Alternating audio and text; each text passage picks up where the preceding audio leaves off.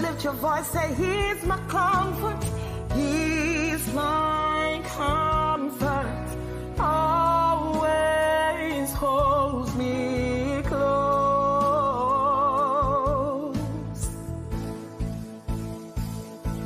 Oh, hallelujah, I am not alone. No, no. He's my comfort, always holds me close.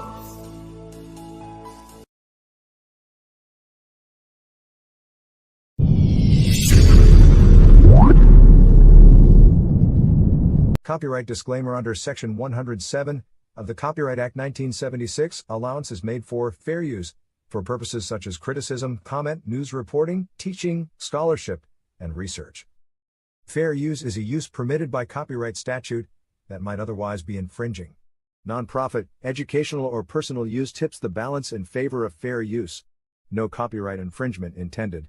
All rights belong to their respective owners.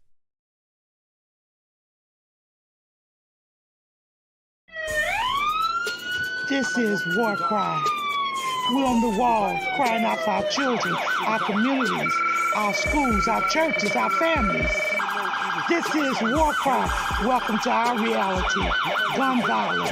Chicago, Philly, Detroit, New York, Atlanta, just to name a few. Our black children are dying day by day.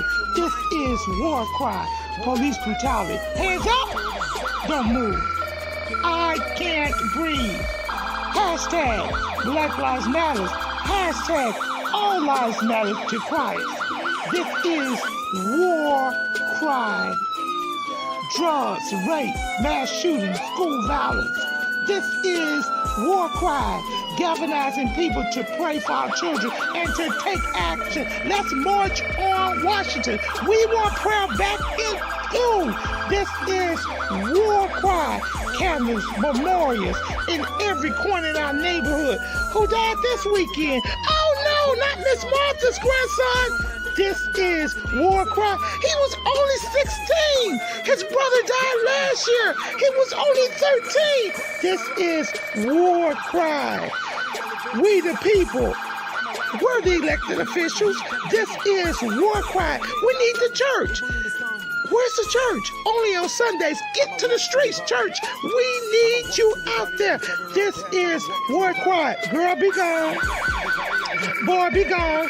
Mothers crying. Fathers being locked up. Welcome to our reality.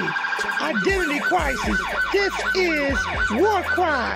Oh, they're trying to remove our history off the textbook. Oh, critical race theory? It makes them feel bad. It's our reality. Fake reality shows. We want the real truth. Stay woke. This is War Cry. HBCUs under attack. This is War Cry. Equal pay for what we do. We want a reparation. This is War Cry. Ashes to ashes, dust to dust. Wait a minute. Is that somebody else they're burying that looks like us? Only 12. This is War Cry. Oh, let us come together and pray for our young people, pray for our communities, pray for our schools, pray for our churches, pray that the government gives us what we need, a fair opportunity. This is War Cry, home of the brave, land of the free. Who's free? Our men are locked up. This is War Cry. Hashtag mothers against gang violence. Hashtag fathers who love their sons. Hashtag what would Jesus do? This is War Cry. I know who goes before me. I know who stays behind.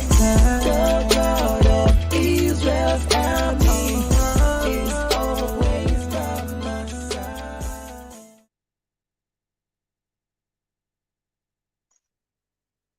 Welcome, family. Welcome. This is War Cry for Justice. Yes, for justice.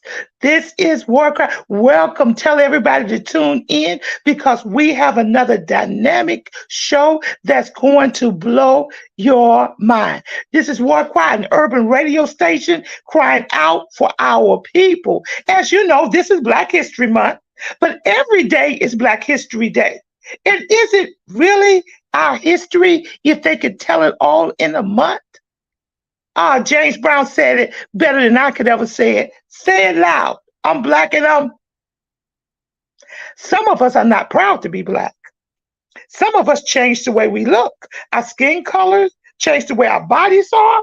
Don't want to have this, big nose. I understand it. But some things just go with who we are. We are a resilient people. We shall fight and we shall win and we shall stay on this wall until victory is for everyone. This is War Cry. War Cry for justice. War Cry for Jesus. This is not your reality shows. This is your reality. We're not politically correct, but we're Christ correct. We're bringing you some things that you wouldn't hear anywhere else. And only the strong can survive. Let's bring our host on. Come on in. We have a dynamic cast of people here. We thank God. We thank God. We thank God. I have my long lost cousin, Glynn Simmons. He's here with us, and I thank God for him. I salute him, not as the United States did, because the United States did nothing for this brother, but I salute him with power to the people. Can everybody say power to the people? Power to the people. Power to the people. Come on, power to the people. Power to the people. Power to the people. Power to the people. That's right. That's how this brother survived. So before we even get into this and do the introduction, I want the engineer just to put on a short video for us right now that I've picked out. On behalf of the Boston Police Department, the Mayor's Office, and the entire city of Boston, I want to say to Mr. Swanson and Mr. Bennett, the entire Bennett family, and Boston's entire Black community, I am so sorry for what you endured. I am so sorry for the pain that you have carried for so many years. What was done to you was unjust, unfair, racist, and wrong to every Black resident. I am sorry not only for the abuse our city enacted, but for the beliefs and the bias that brought them to bear in the first place. There is no world in which a piece of paper undoes the harm of this part of our history.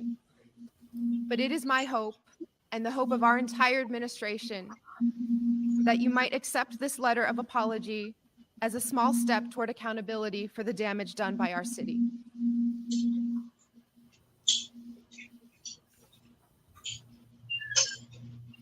This is the mayor of Boston apologizing to a group of Black men that was falsely charged and locked up. I think that when our Black men are falsely charged and locked up, I think the state government needs to apologize. What do you guys think? Starting with you, Dr. Eric, starting with you. Just introduce yourself, starting with you. Do you think the government needs to apologize when they make a mistake? Let's go. Hello. Good morning, everyone. Blessings. My name is Eric Laudet. I am working with several organizations. I'm a clinical consultant and licensed clinical social worker and psychologist working with fathers and families, fathers and sons. And we have a special organization called Fathers Forward, where we're going in the community, reaching out to the public schools right now and organizing fathers groups. I feel that not only should they apologize, there needs to be reparations. Now, what do I mean by reparations? I just don't mean money. I just don't mean maybe a few acres or whatever they give, but everything, including bank accounts, including housing, including justice, including training other policemen how to really do work, not do prison work. Now, hold it. Let me just say something. It sometimes goes beyond police. It's the whole corrupted justice system. Now, This is in no way trying to put down the justice system, because we do have some good people out there. But this is to pinpoint the injustices. And while you are here, Dr. Gourdet, what does it mean for you to be Black? This is the only month you should celebrate your history, 29 days. So what does it mean to be Black? Excuse me, Blackness is every day. I wake up every day and I'm Black. It's no special day for me. And then when I go outside, I know I have a target on my back. We are actually here, and I am so happy to see such wonderful brothers and sisters here to support what we are doing. And I just want to say, I know this is off script, but Mr. Simmons, God bless you, brother. My heart, my soul, and my being goes out to you.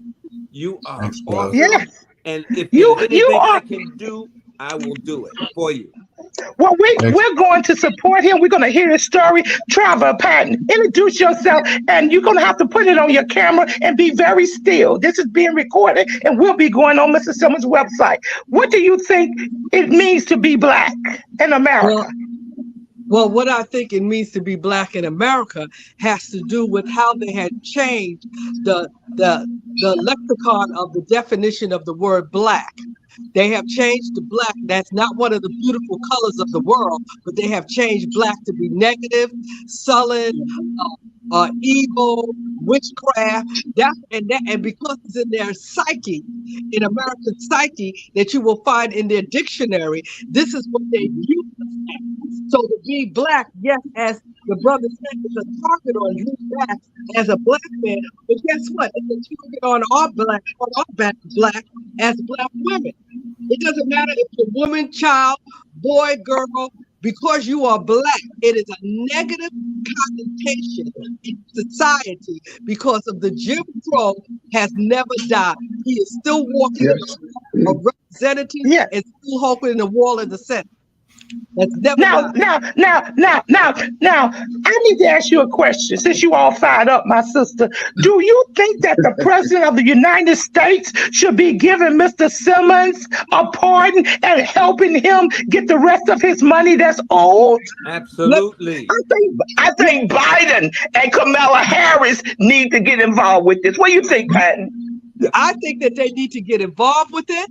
I think that they not only to be able to give him restitution from the time that he worked, did they take his education away from him? Was he planning on going to school?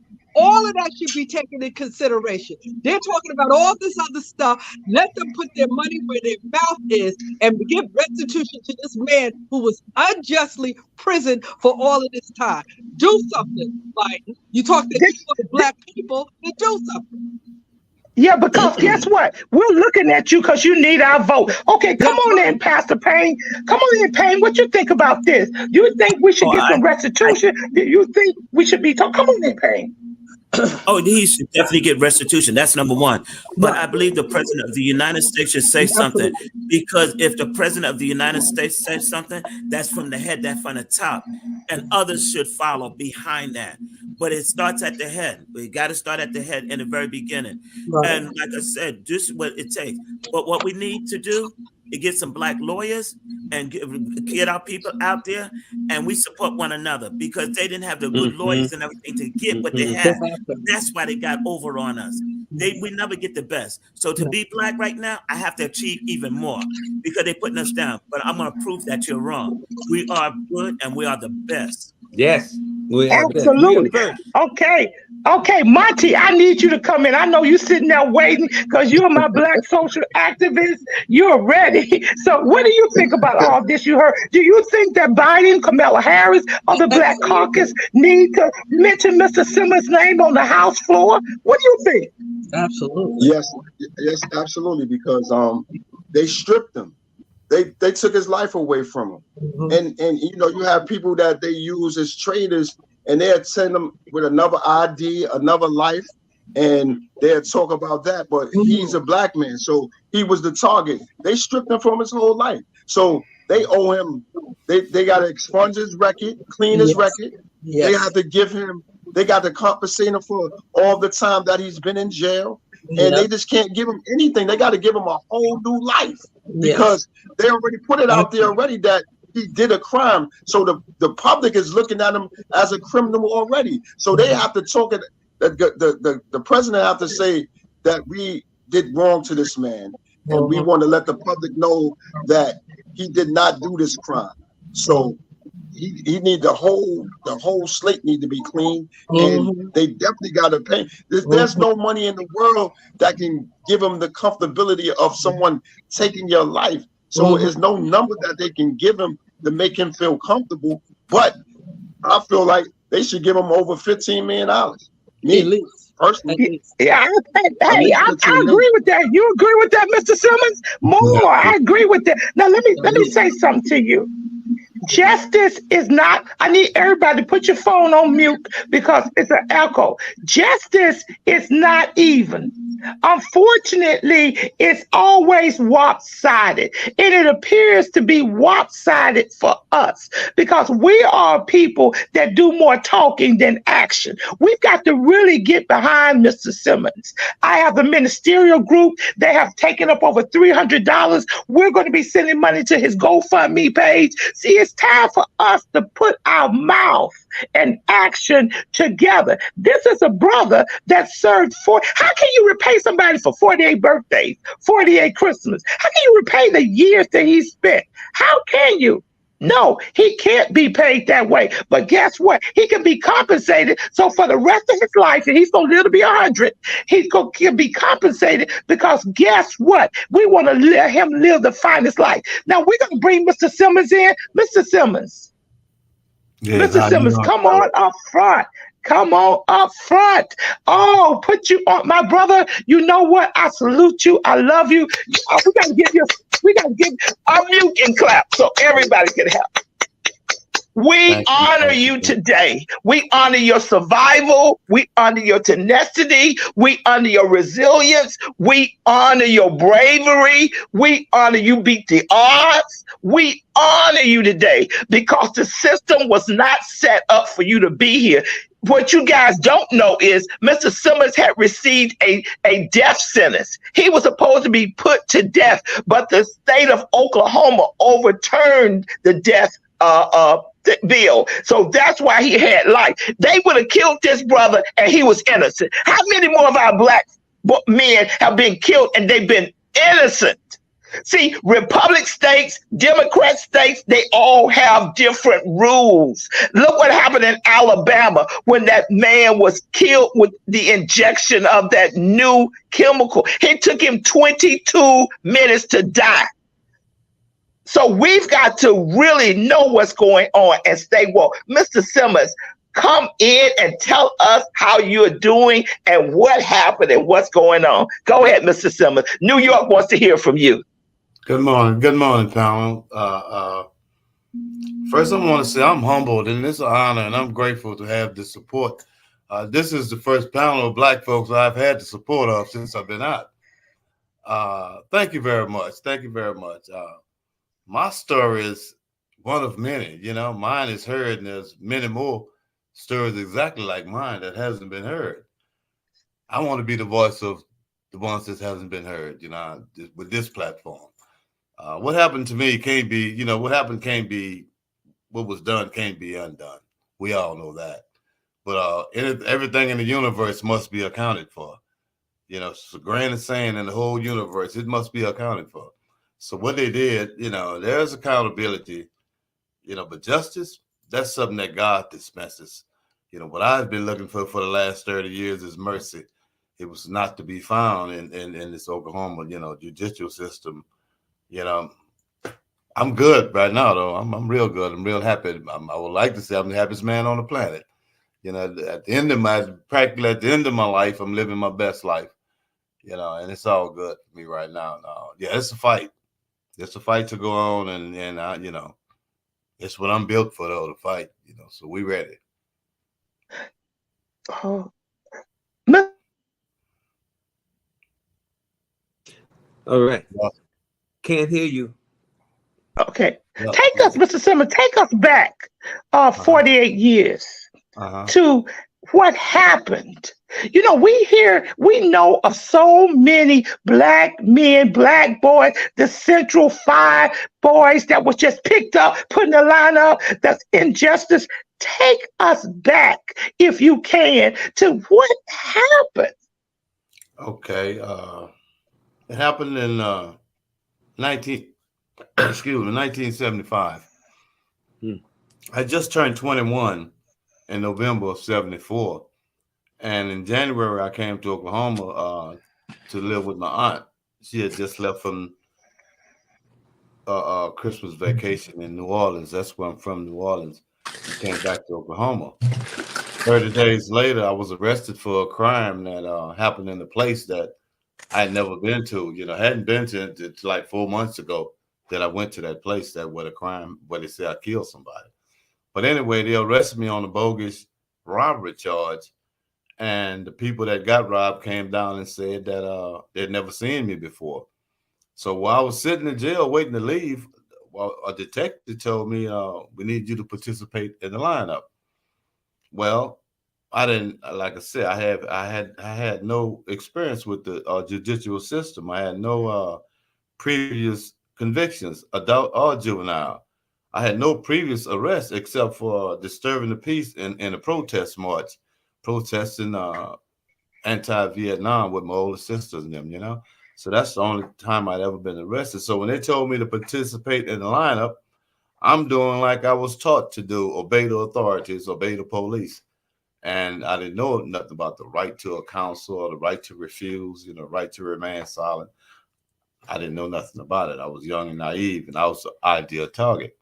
So they put me in the lineup and come back and told me that this lady picked me out of a lineup on a murder case.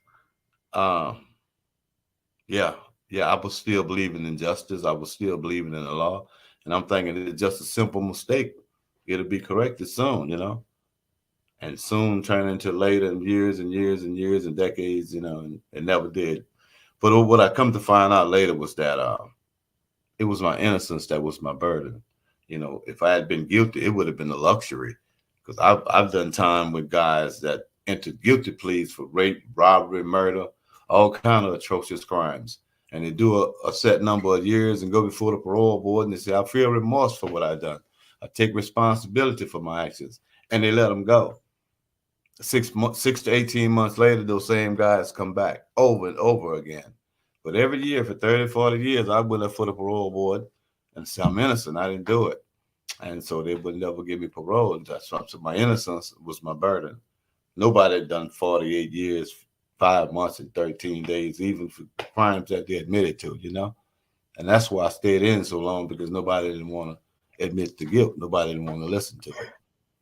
Now, let me come in and ask you a question. Yes, ma'am. And I know this is a bogus question, and we probably know all the answer to the question already. How about your legal representation when you went there? How was your legal? I know, guys, don't scream at me, but the legal representation, did they give you legal representation when they put you in? How was that? No, I hired my auntie and I hired an attorney, a black guy named Henry Floyd, friend of my auntie, drinking buddy, whatever, you know. But he came in to represent me in 1975. 1975.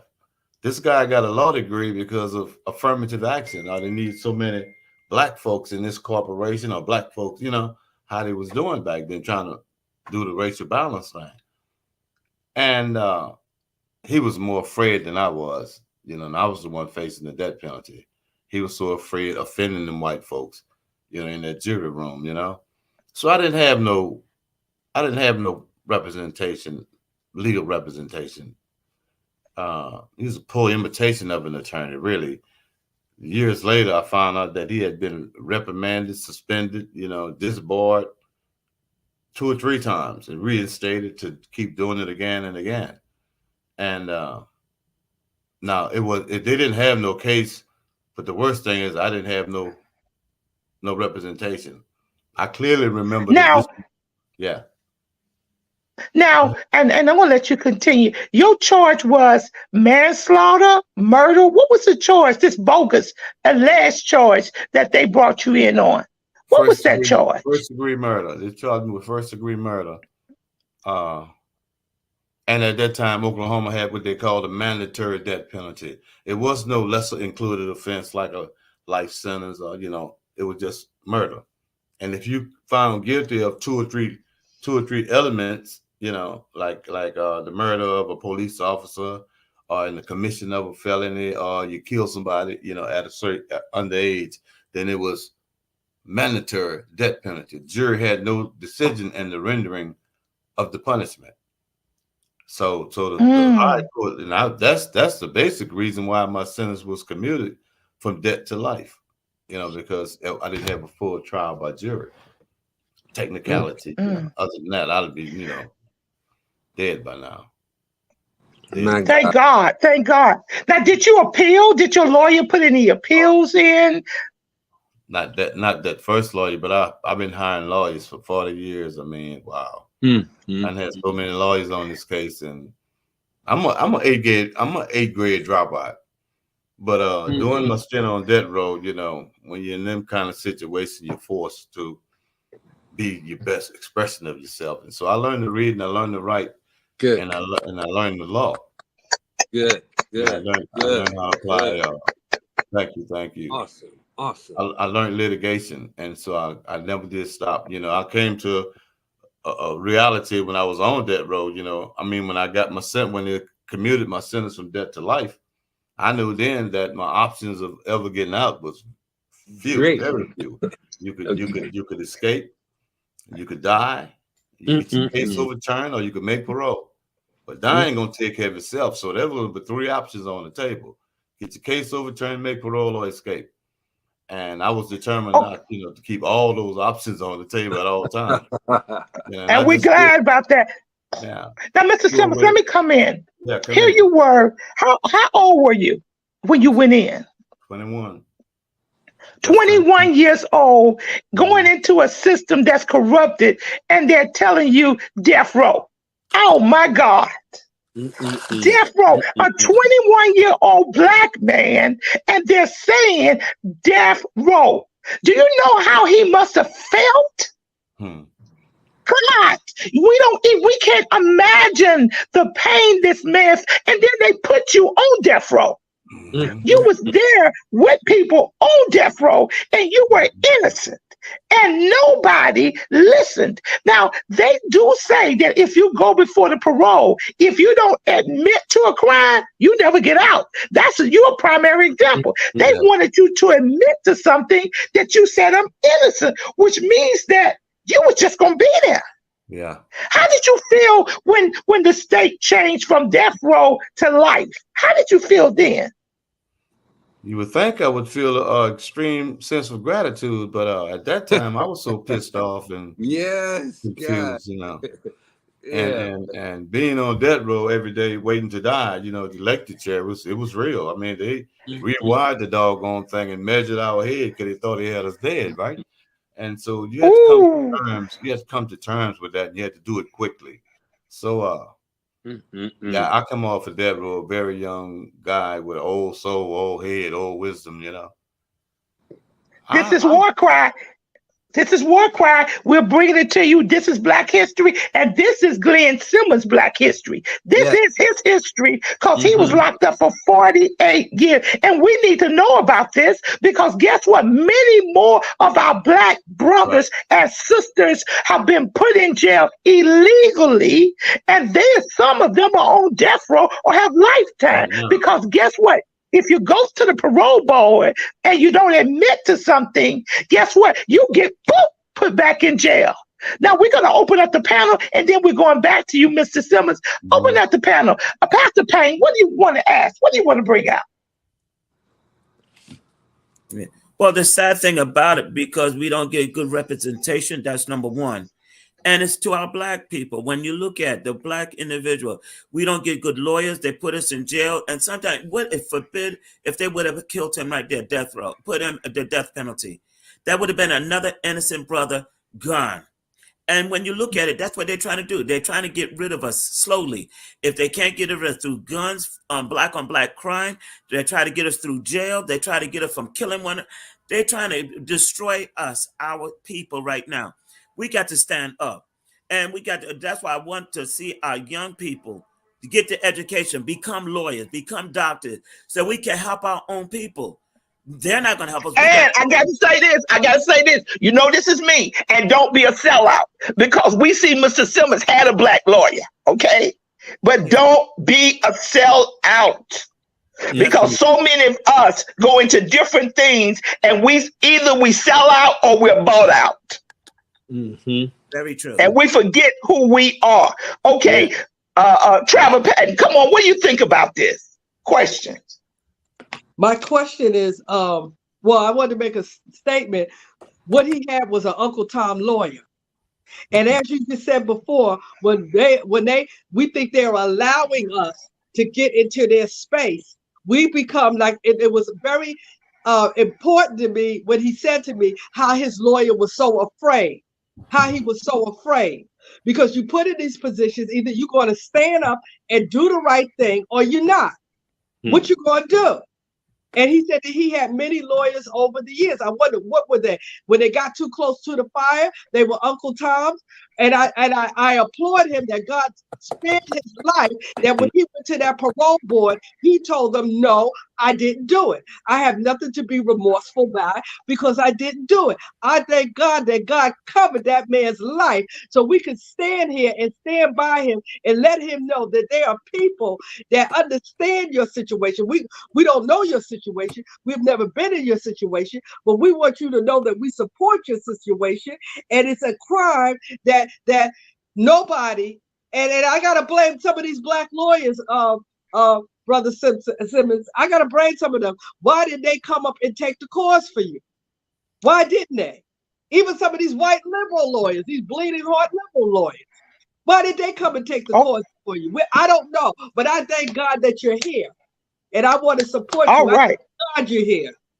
Thank you very much. Yes. New York is going to support you. I was with him in New York. We are going to support him. Monty, come on in, Monty. Well, God bless you, and I thank God for giving you your freedom. And what I think about your whole situation is that them people in Oklahoma hated your existence, even the lawyers. You know, when you talk about Jim Crow and the Willie Lynch situation, it was like them black men that was representing you, they was a part of the system. And they was doing what them people was telling them to do. Really, they took you out of your natural life. Then they put you, and you was unprotected in the jail system. So when I say they try to take your whole existence, they took you out of the natural life and put you in a jail cell where you had to fight every day for 48 years of your life. Mm-hmm. That don't make sense to me. But you was targeted because of your color. It hurts my heart to know that you've been through that. But I know that we serve a mighty God. It wasn't for you to die. It was for you to be the example of what our people go through in this country. So even though the system want to do what they're doing, we got a bigger system, and that's the system of God. God is reparation is coming to you, but your story need to be told all around the world. This is nothing that can be swept under the rug. Mm-hmm. We have to join forces with you, and we got to make a march to Washington. That's what we should do for you, because like you said, there's many other people. Monty, I got to come in. No justice, no peace. No justice, no peace. Come on, no justice, no peace. Power to the people. It's time for us scared Negroes to come out, just like the church. The church needs to come out from behind the walls. COVID is over. Get your double mask, church, because we need to rally behind Mr. Simmons, because he's in Oklahoma. Oklahoma did not give him any money. They put him out broke, and he's going to tell you about that. Not only was they wrong, they put you out broke and wrong. Now that's a double identity. We're going to have Eric. Come on, Dr. Eric. Come on. What you got to say? No justice, no peace. No peace. No peace. Now, I want to celebrate those people who worked with you, Simmons. That was the Innocence Project of New Orleans. Have you heard of them? They never did nothing to me. They never stepped up. They never did that. Huh? They never did nothing to me. NAACP, none of the organizations never stepped up. That's amazing, because they are advertising that they have saved or exonerated over 56% of the people who have been arrested in New Orleans. They did. Yeah. They never did that. They never did help me. Especially in New Orleans. You know, so I'm wondering why they did not do that, because they should be held accountable as well. Exactly. But we do need organizations like that who are going to be held accountable, and that we need to advertise it and know who they are. I know that, if I can digress here for a moment, that the initial reason for police officers in this country were slave catchers. Yes, they were the ones, and these are the descendants of the slave catchers who have actually incarcerated not only you, but all of our Black men and women. And so now they're getting to the children as well.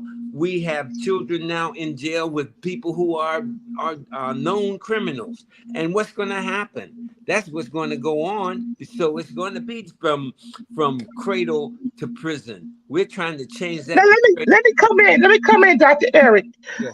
Mr. Simmons was 21. He was a young man put in prison with a lot of people who actually had committed these hard crimes. Now, life could have made him hard. Life could have made him hard. But Mr. Simmons is so humble, so understanding. He's a man of peace. He did not let what happened in the inside come out with him. And I thank God for that as well. So back at you, Dr. Eric. I just wanted to put that out.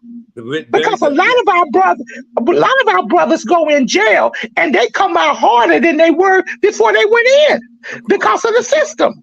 And there's nothing that can help them to readjust to this. This is one of the programs that we need to establish. There are some in existence, but it's only a few. Now, the issue that I'm looking at too, for you, Mr. Simmons, is that there are not only reparations and all that, but they owe you a home. They owe you a bank account. They owe you any kind of transportation that you want, and they should have a day for you to have the key to the city, and that they should know who you are. You are a hell of a man. Now, everybody is talking about all religious and all that, but I see you as this is what I'm looking at, a very spiritual being, a very spiritual human being. And this is what we all need to embrace. So thank you very much for everything. Amen. Let's go to the video. Engineer, let's go to the video. Let's go to the video. America's longest-serving wrongfully convicted man was back in court today. Glynn Simmons served 48 years for a murder he did not commit. This year, a judge tossed out Simmons' murder conviction. Today, Simmons was back in an Oklahoma County courtroom asking the judge to declare him innocent of the 1974 Edmond liquor store murder. And that is exactly what Judge Amy Palumbo did.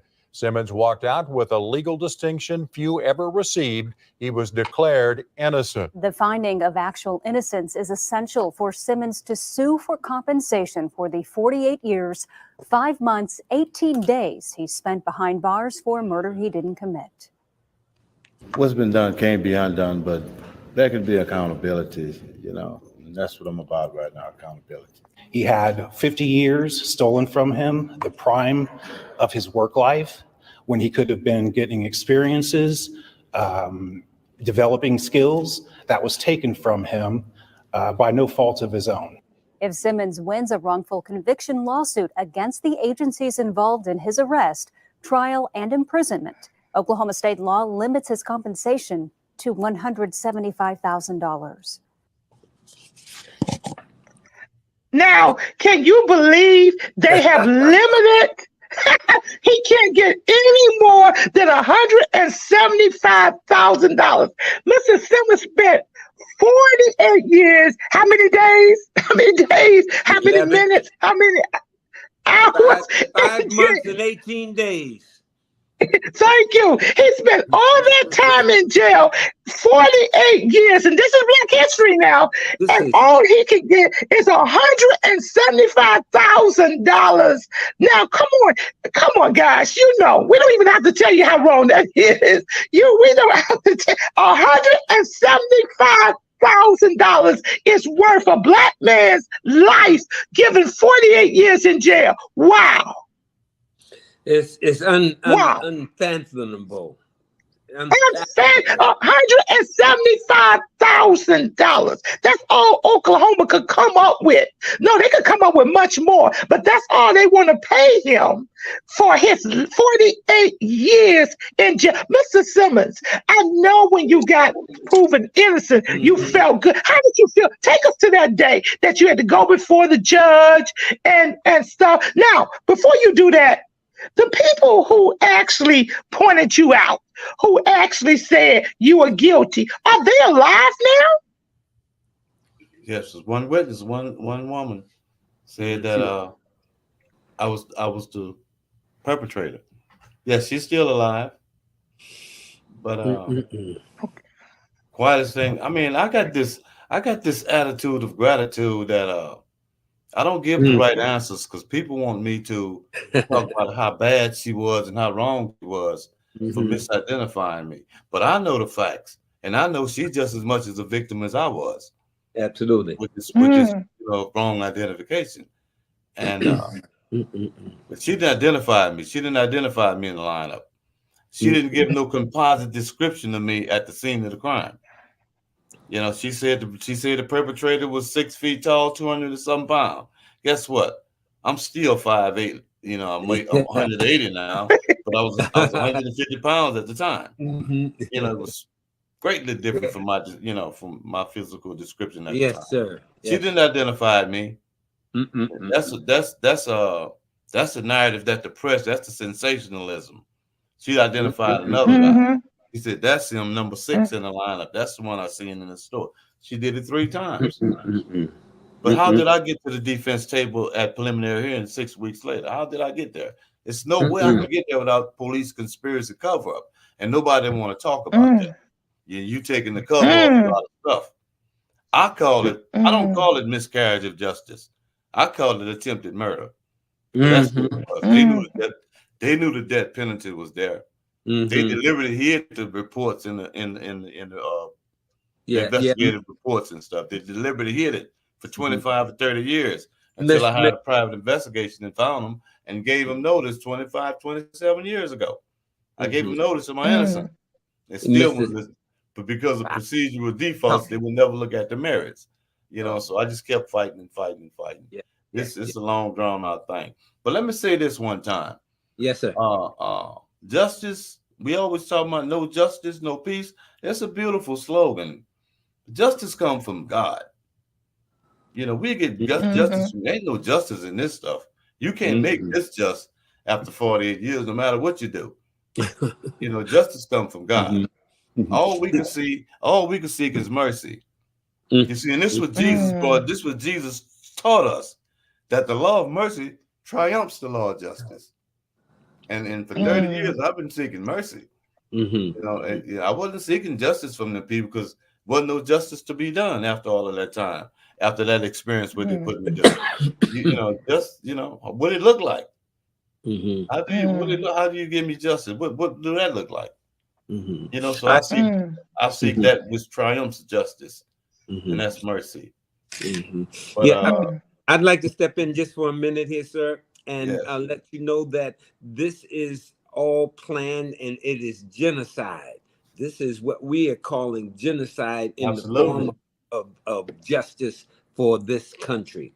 Now we have to turn it around, and I know that if each of us, there are over 13 million of us in this country, we can all put $1 together for you.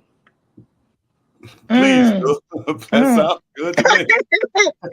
Yes, because Mr. Simmons came out and they're only going to give him 100. Now, Mr. Simmons, on that, I'm sure that you met a lot of good brothers when you were in there. And I know you want to go back and help them. I mean, because, hey, mercy is what they need as well. Tell us about your adventure in there and some of the people that you encountered. Oh, in prison, you meet some of the best people and you meet some of the worst people. The best people I met was in prison. The worst people I met was in prison.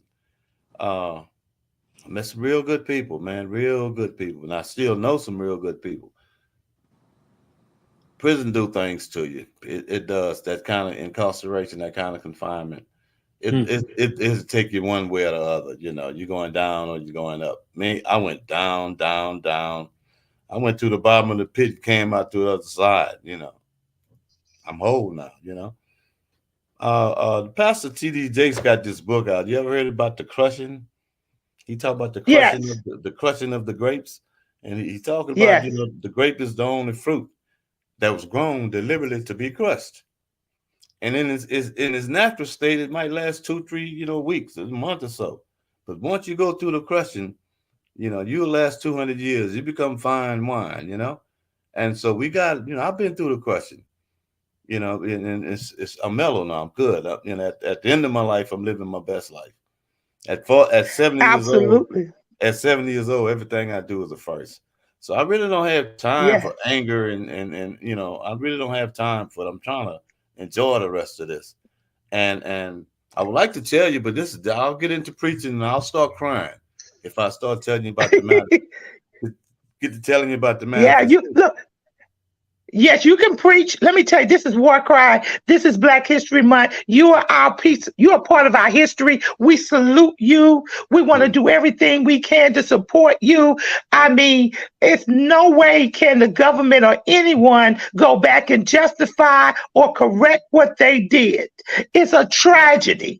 And we know when you came out, everything had changed. The cell phone, the cars, everything was different when it was really a new world.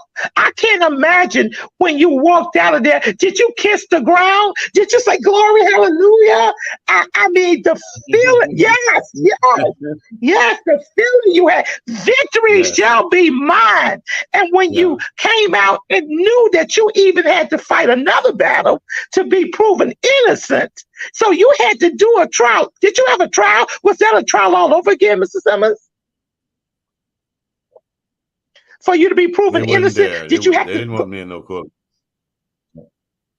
No, what they did was in July they exonerated me, and I was known as an exoneree.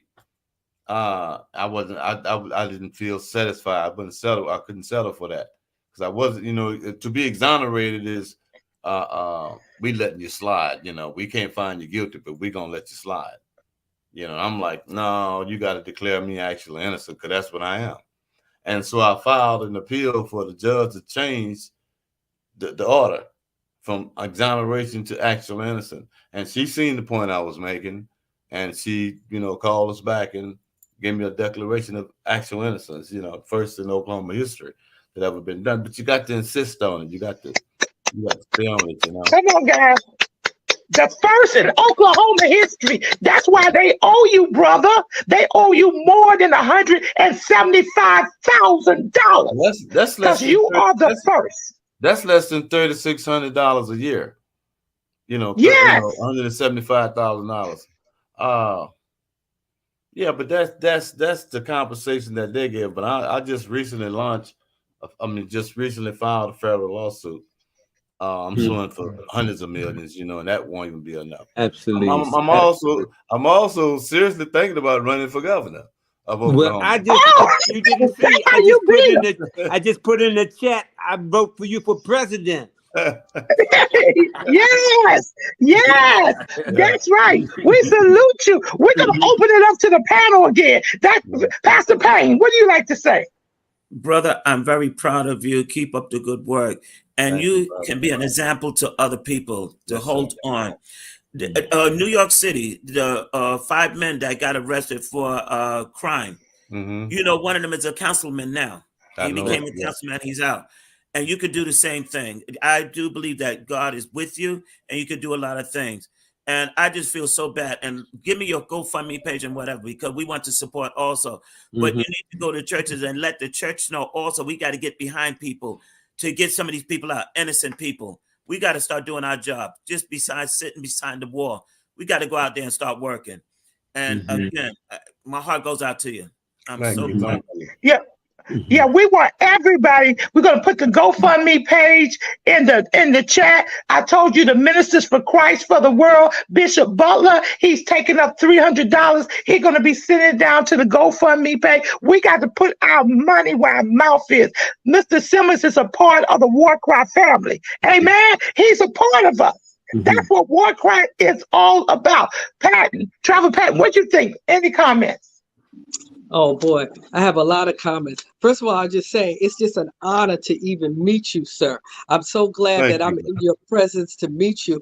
It's been such a wonderful experience. It's sad, but it's wonderful. Just to say that you had the strength, and I don't know how you could do it, that you could hold on like that. And I'm just so honored to be here, so honored to meet you. And I just want to know that my family will continue to support you also, because what you have done and what you have gone through is something I don't think anybody should go through. But the sad thing is about it, so many of our men and our women have gone through this, and there has been no voice for them. Yes. There has been no voice for them. But I thank God that there's now a voice. War Cry is a voice for the urban people, for those who, they don't care nothing about us. They done thrown us away. But thank God, God has risen a voice that could hear the people that have been suffering, so the people can know that we have to raise our voice and let people know this is the reality of life. But I'm so glad to meet you, Mr. Simmons. Thank you. Thank you very much. I'm very glad to meet you. Okay. My honor. Monty, come on in, Monty. Comments, Monty. Well, I look at you as an amazing man, and I thank God for you, because you're an example of what hope is. You kept the faith and you kept hope, and I'm just looking at you as an amazing man, because I'm just giving you me. I'd have been on fire, but in time heals wounds. But I'm just saying, brother, anything you need of me to assist you in, I'm there for you. Whatever you need from me, you could call on me. If you need me to come down to where you're at, I'll come and march with you. I'll come walk with you. I'll come talk with you. I'm a leader of a thing I host every first Saturday of every month called Am I My Brother's Keeper? Yes, I am. I will come and be with you no matter what it is that you need. I would help you. Could I say this? Could I say this, Valerie, real quick? Yes.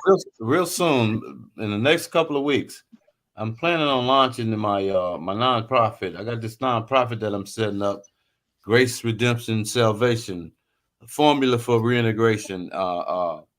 This for the brothers that's coming out. You know. Yes. My objective is to curtail recidivism. I can't catch them from the front end putting them in, so I leave that to the lawyers. You know, but coming out, I had a lot of brothers came out of prison with degrees and good intentions and everything, and they wound up coming back. And the recidivism rate shows that if it's 100 guys getting out today, within 6 to 18 months, at least 70 of them will be back. And this statistics have stood steady for over 30 or 40 years. So when numbers stay that steady, it got to be somebody got their hands on the scale and making sure this happen. You know, so this recidivism thing has become an economic situation where if I curtail recidivism, then a lot of people are gonna lose their jobs.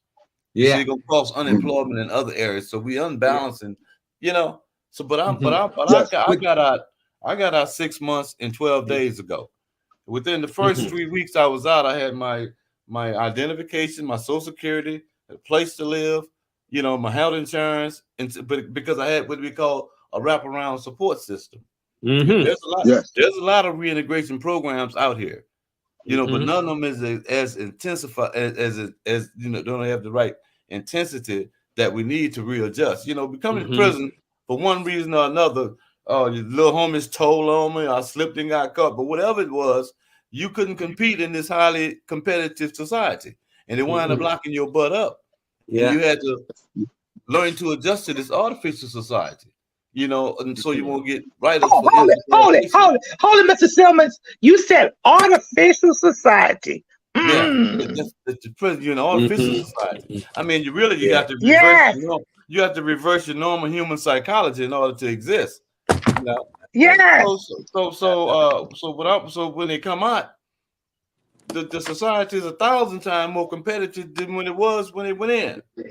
And you expect them to make the proper adjustment without the right support. It's not happening. The recidivism rate gonna stay there. They're not giving us no they're not giving us no rehabilitation or nothing in prison.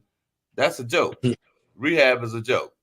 You know, so of course, take the guys that are coming out. Now, if established an organization, a recidivism program that would help people coming out, and it consists of, my board consists of most guys who have done 20 and 30 years. Yes. You know, and got out and was able to make the proper adjustment. Absolutely. So we're gonna launch this program. I'll let you know about it. We're gonna launch it in another couple of weeks. I'm just trying to get it together right now. That's what I want to put my and we support you. Now, what's the name of it again? Let's say it. And at the same time, give us your GoFundMe page while you're doing that. The name of your organization, and give us your GoFundMe page. It's Glynn Simmons, Grace, Redemption, Salvation. And that's your GoFundMe page? That's my GoFundMe page. If it's not, you'll see this. No hate. Yo, my GoFundMe page. No hate. That's my tag, you know. I had this tattoo. Oh, Mr. Simmons, let me say something, Mr. Simmons. For you to come out and have no hate, I salute you. Yes. Because a lot of Yes. us would have came out with bitterness. Even though we got Absolutely. out, we still would have been very bitter. But you came No, out with a great mindset.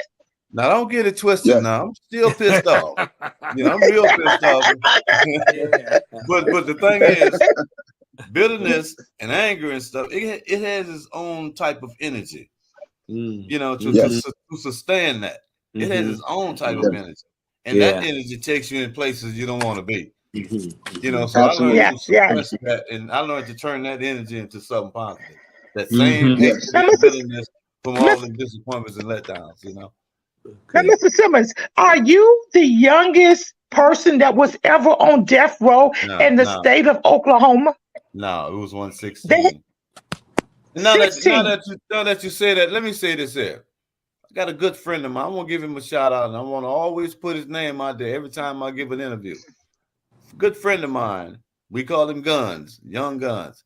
He turned 15 in the county jail. 2 weeks ago, he turned 50 years old. And then they threw him away. Just a throwaway child.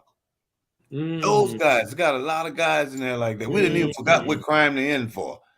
Some crime, we didn't forgot what crime they've been in so long. So it's those guys like that, they need attention. They need a chance. They have never been given a chance. That's they do. You can call their names out. You can call their names out on War Cry. That's what we're all about. His name is James Lewis. Yes. We call him Guns, and he in Oklahoma, Oklahoma Reformatory. And I told him every time I get him in the interview, I want to talk about him. Now he went in when he was 15. He turned 15 in the county jail, so he got arrested when he was 14. Wow. And he's 15 in the county jail, and they kept him in the county jail back and forth until he was old enough to certify him as an adult and convict him and send him to prison. And he turned 50. What was his charges? What did they charge him with? Murder. He had a murder case, some gang banging stuff. You know how kids do. Doing the gang banging, and they, Was he the one? Was he the youngest person in Oklahoma to have the death sentence? The youngest person who was given the death sentence was a guy named Monty Eddings, white guy. He was 16 years old and certified him as an adult. He was on death row with me way back in the day. He was the youngest. Okay. Now, Mr. Simmons, tell us something. You have a child. You came out. You have a son, right? You had not been with your son in 48 years. Tell us about that. Tell us about your son and your grandchildren, your great grandchildren. Yeah, I got a tribe. I met a tribe of people that's, my descendants I had never met before. I had one son, and he was like 3 when I left. I told him I'll come back and get him. He don't remember, but I did, and I came back and I moved him out here with me. I'm suffering from cancer and stuff, so I needed his help, as a caretaker, and he needed my help because he was in an environment that wasn't, healthy for him. So I brought him out here to live with me from New Orleans, and he had three children, and they have a bunch of kids. That's my great grandkids, So that's my tribe. That's what I spend my time with, my great grandkids. That's your legacy. That's my legacy right there. And everything I'm doing now is about generational wealth. We talk about compensation and reparations and stuff. They won't have to pay such a price, but by education and compensation with the next generation. Absolutely. So, Mr. Simmons, the work you're doing now, that you're developing, what do you hope to accomplish with the new work that's going to be at your hands? What do you hope to accomplish now with the remaining of 40 years? Are we going to speak 40 years of life? Because we're speaking against anything that came against your body. We're speaking against that, Mr. Simmons. We're going to give you they took 48 years. We're going to speak 48 years back to you. Thank you. I believe it happens. Through the name of Jesus, through the word of Jesus, because you've got a lot. So what do you hope to give now back? I hope to heard some people talking about legislation, the Glynn Simmons Act. And I was asked, what would I contribute to the Glynn Simmons Act? We're a nation of laws. Nothing happened except for by the laws. We stayed in slavery 300 and something years, not because a gun to our head or the slave master was brutally holding us down. It was because of legislation, and they kept passing legislation for 300 years that would keep us in slavery. That's the same system that kept me in for 48 years. So, I could forgive the people, but the system needs dismantling. So my thing is, I gave notice 25 years ago about my innocence, and I got all the documents and everything to prove it. But I was barred from hearing the merits of my case because of some procedural default. I was actually innocent. The parole board, the commutation board, the pardon board, all these are entities of mercy, but they're trying to dispense justice where they're supposed to be doing mercy. These things this is what I'm trying to change. We shouldn't have to work. We shouldn't have to wait 30 years, to get your innocence heard. But I was held back because of the procedural defaults, what they call res judicata and latches, meaning that I should have brought up the issue before, or I didn't preserve the right to challenge it now, because I waited too long, all that kind of, and I'm innocent. And so these procedural defaults prevented every one of them judges and every one of the magistrates that I done filed all these posts, they prevented them from looking at the merits of my case. And they kept denying me, not because of lack of merits, but lack of procedural, process. These things need to be changed. So my thing is to try to affect the legislative acts. I stayed in 48 years, and each year I was in prison, they was giving me 2 or 3 days earned credit. Right? That means if I do 1 year, I get 3 years.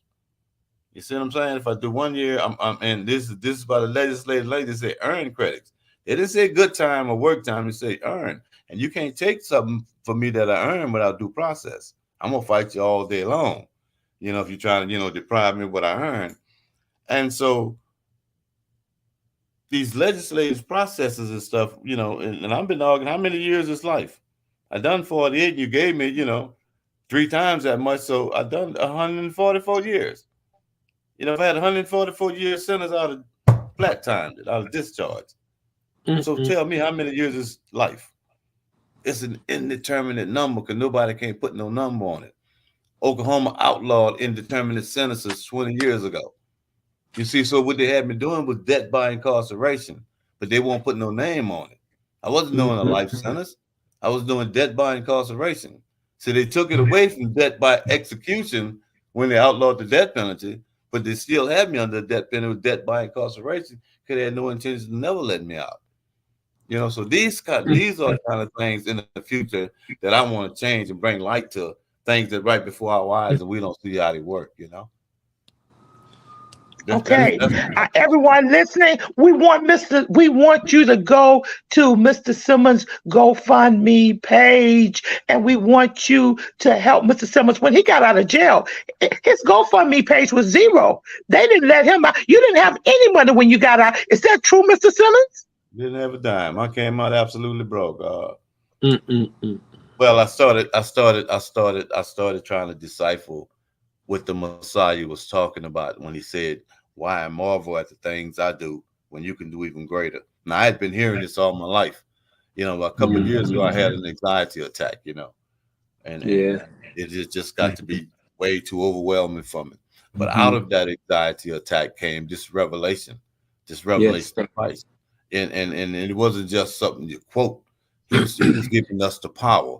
He said, "Why marvel?" And he was talking to his disciples. Check this out, Pastor. He was talking to his disciples who been sitting there watching him heal the lame, make the blind see, walk the water, steal the wind. He even said that he raised the dead. And he's doing all these things. And he tell these guys, he said, "Why marvel at the things I do when you can do even greater?" He didn't say the blacks could do it, or the whites could do it, or the rich, or the poor, or the Muslims, or the Christians. He said, "You can do it." And so I was bound and determined to find out what is he talking about. Everybody's saying they believe in Christ. You know what I'm saying? But they don't ever figure out what is he. He's talking about a practical thing that you can do. And it's a process. And the process starts with belief. That's the first step of the process. Ain't no instant healing. You know what I'm saying? They don't tell us about the process, but he gave it to us. He gave us the power. Jesus is not coming back to help you. He gave you the power to help yourself. You know what I'm saying? He said you can do it. So I started doing this. I started doing this manifestation thing, right? Turning all the powers in the universe into my favor, right? And it started working. That belief that I had, like a caterpillar and a butterfly, that belief turned into fate, and fate like that butterfly. You know what I mean? Teach, brother. Teach, brother.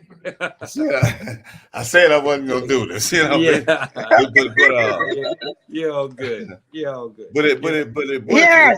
And this is what happened. Now this is like 8-9 step process. About 6 months before I was released from prison, I had already got to the stage, but part of the process where you're speaking it. You ain't just believing it. You're just acting. You're speaking it, right? And I'm like, my name is Glynn Simmons. I'm a free man. Every time somebody says something, and they say that guy finally lost his mind.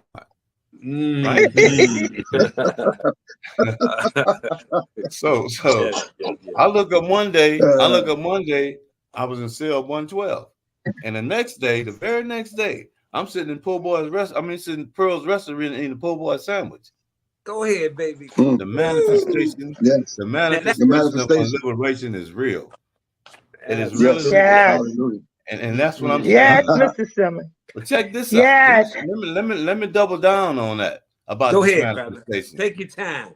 I came out of prison with stage 4 liver cancer. That's been what it is today. Yeah. The market is down. What is it today? What is it today? It was down to it was 40. It was 40. It was 27 when I got out. Today it's down to 2. Woo! This is the manifestation of the restoration. Yes, sir. This is the manifestation of the restoration of health. It works on all levels. You think the manifestation of the accumulation of wealth ain't gonna come? I ain't worried about what them people give me. That's right. That's right. I ain't worried about. We in America. This is the richest country in the world. I ain't worried about. That's right, Mr. Simmons. You know. That's right, Mr. Simmons. I done raised enough money since I've been out from the charitable donation of people like y'all. State ain't give me a dime. Ain't say the word. So I'm good thanks to the generous donations of people. You know, and this manifestation. And we want to do that. Yeah, but it really does work. I think that we need we want to do that. We want to actually, go ahead. We want to actually approach the state and the federal government, like you said. They owe you. They owe us. And I don't just mean the money, but they need to give up all of this madness that they have as what they believe and make sure that they change. I like the fact that you have this recidivism program, because that's what you can use the GoFundMe for to increase your funding. So that 501c3 that you're talking about now, I would love to support that in any way I can, as an advisor or as a therapist or anything that you can do. I'm a licensed clinical therapist. Okay, and that's so that's good. That's good. I'm let gonna me make know sure I what you stay in want. contact. All right. Yes, yes. I'm gonna give you his contact number because we want now to just make sure we need everybody on the panel's contact. Yes, because we want to make sure that we hit up your GoFundMe page, period. Because we want you to live. We're part of you. I told you when I first met you, you was my cousin. And we've been acting as cousins ever since. And we've been talking almost every day. I support him every day. Mr. Simmons has been approached about a movie. He's been approached about books. He's traveling around and he's now getting speaking engagement. So we've got to support Mr. Simmons. Because I may want to. Wait a minute, hold it. I'm gonna give it to you. Mr. Simmons, can I be in your movies? I'm a good actress. No. We got a spot for you. Okay, go ahead. Go ahead, Eric. Go ahead, goddamn. Listen, Mr. Simmons, you should be the grand marshal of the parade, the Mardi Gras. That's what they need to give you today. If not this year, next I'm going year. to Mardi Gras next week. All right. So you should be the grand marshal. You really should be. If I could find out who's in charge, I would tell them to change it. To you. Yes, you see, you got us. I told you, Glenn, New York is for you. We on your side. really Monty, you have anything to say? Because we're getting ready to wind it down. Monty, you have anything you like to say? I'm just excited to meet a man such as yourself. You're a powerful man. God is definitely using you to open the eyes, to expose the wickedness of the system. When you see the Lady of Justice, she got a blindfold on, but one eye's open and one eye's closed. And that eye that's closed, that means they turn a battered eye towards us Black people. So we got to fight the system. So I'm with you. Whatever you want to do. She could give you my information, and I'll definitely reach out to you. I'll definitely put some money on your GoFundMe page. Thank you, brother. I'm for you. I'm for you. Thank you very much. Yes. Thank you very much. Yes. Okay, Patton, what do you have to say? We're winding down. I have to say that, as I said before, when I hear your story, I hear hope. You're such a man, and I know that you said that you weren't. You didn't come with that hatred and that condemnation in the way that you speak. Even though that I know that your heart has to have been broken, but how you arose above it, and we don't hear hate coming from you. We don't hear hate spewing out of your mouth, but we hear more of understanding and compassion. I think that's absolutely remarkable. I don't know how many people could stand behind something like that. I don't think I could stand 2 minutes behind something like that. I'd be yelling and screaming and carrying on. I don't know how I know me. I know my personality. I'd be the first one yelling. So the way that you have stood up through this, it's just an inspiration. It's just to let us know how you are. It's amazing.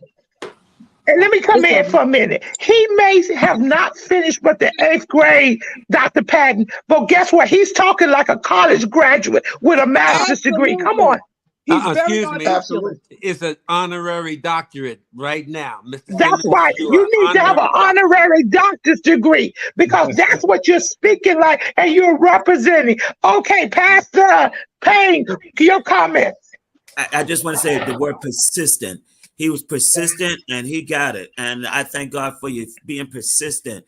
And I'm so glad that I was able to speak to you because I'm going to tell the congregation about your story Sunday, the Black History. I'm going to definitely tell the people about your story because that's what it is. You have my number and everything. I definitely want to keep in contact with you. Absolutely, Pastor. You can help a lot of brothers. I'll give them all the numbers. And I want to just bring up Bishop Butler, Christ for the World. Bishop Butler actually took up over $300. So we're going to be sending it to your one family. He was trying to be on here, but he had some technical difficulties. He's been speaking about your story to his people, and we're going to do what we can. If we got to have a meeting once a month, just the New York crew, we'll do that. See, we will meet because we're radical. See, Mr. Simmons, you know me. I'm very persistent. I'm very persistent. You can tell that because I keep going just like a bulldog. I keep going at you and at you and at you and at you.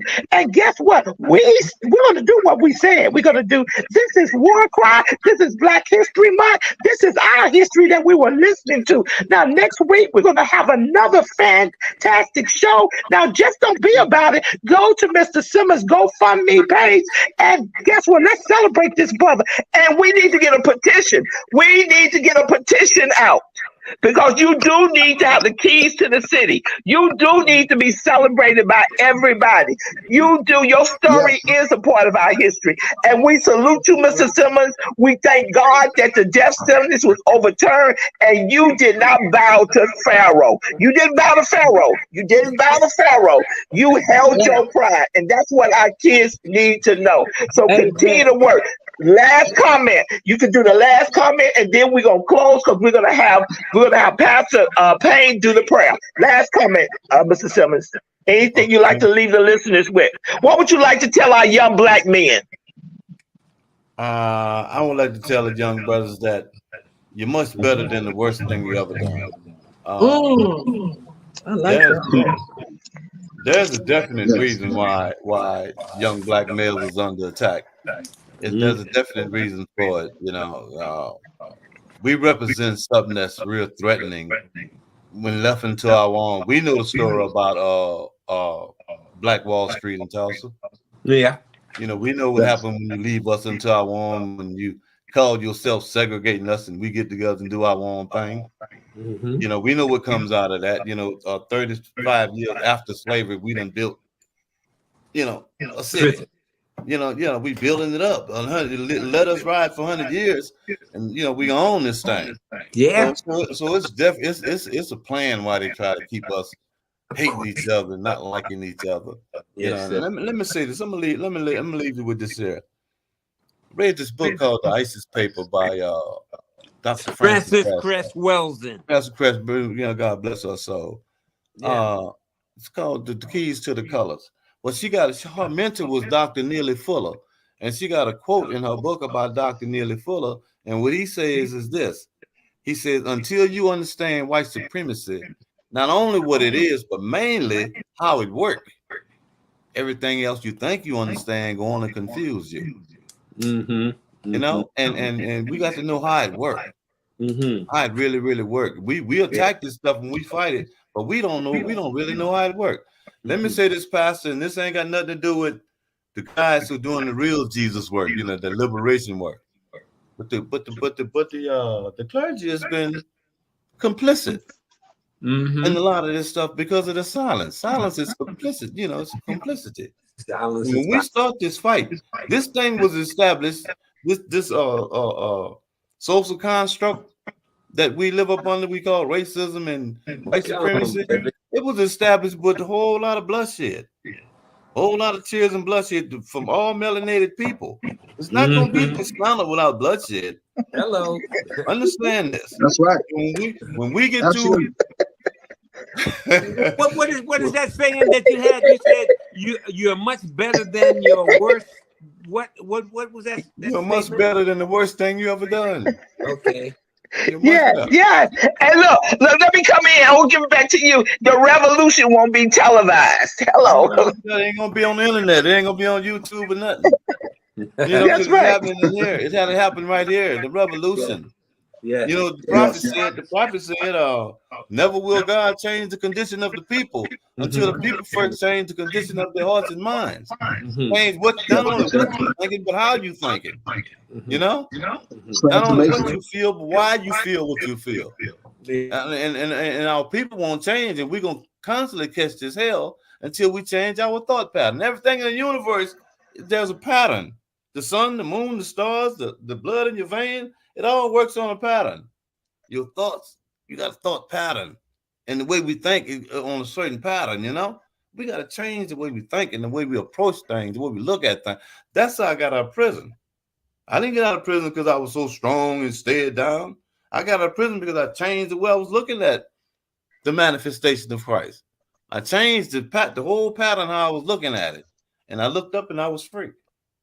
So this is what we got to do. Amen. This is what we got to do. We got to change not only what we think, but how we think. It's not either or, it's either or and. Either or and. You know. Amen. We just got to. Amen. Amen. I just want to leave it like that. You know, we are the flavor. God gave us. And black is beautiful. Black is beautiful. Black is beautiful. And I'm proud.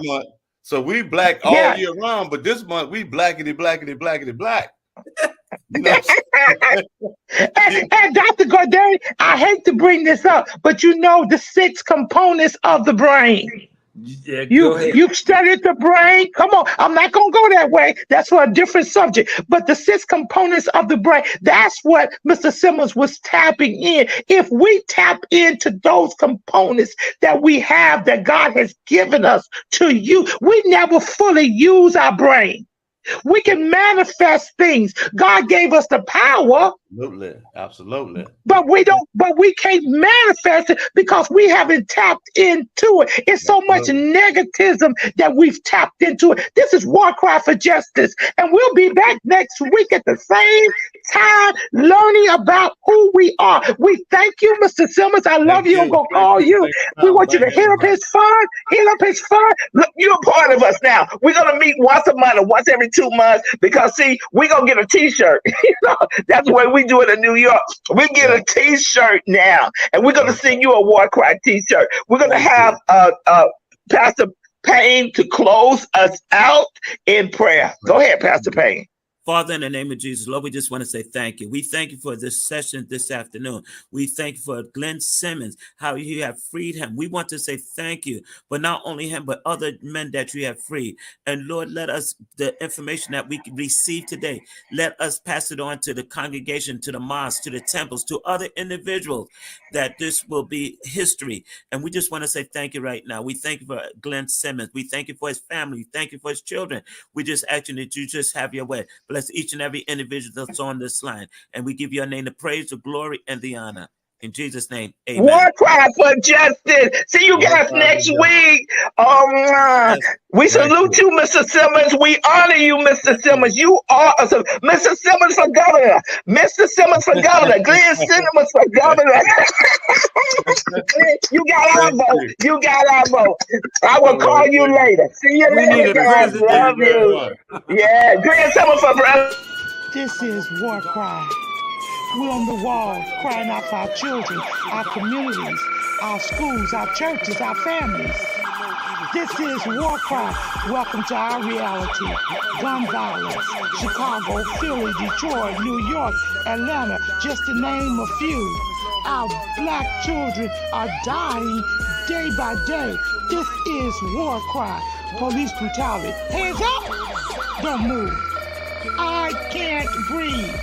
Hashtag Black Lives Matter. Hashtag All Lives Matter to Christ. This is War Cry. Drugs, rape, mass shooting, school violence. This is War Cry. Galvanizing people to pray for our children and to take action. Let's march on Washington. We want prayer back in you. This is War Cry. Cameras, memorials in every corner in our neighborhood. Who died this weekend? Oh no, not Miss Martha's grandson. This is War Cry. He was only 16. His brother died last year. He was only 13. This is War Cry. We the people. We're the elected officials. This is War Cry. We need the church. Where's the church? Only on Sundays. Get to the streets, church. We need you out there. This is War Cry. Girl, be gone. Boy, be gone. Mothers crying. Fathers being locked up. Welcome to our reality. Identity crisis. This is War Cry. Oh, they're trying to remove our history off the textbook. Oh, critical race theory? It makes them feel bad. It's our reality. Fake reality shows. We want the real truth. Stay woke. This is War Cry. HBCUs under attack. This is War Cry. Equal pay for what we do. We want a reparation. This is War Cry. Ashes to ashes, dust to dust. Wait a minute. Is that somebody else they're burying that looks like us? Only 12. This is War Cry. Let us come together and pray for our young people, pray for our communities, pray for our schools, pray for our churches, pray that the government gives us what we need, a fair opportunity. This is War Cry, home of the brave, land of the free. Who's free? Our men are locked up. This is War Cry. Hashtag mothers against gang violence. Hashtag fathers who love their sons. Hashtag what would Jesus do? This is War Cry.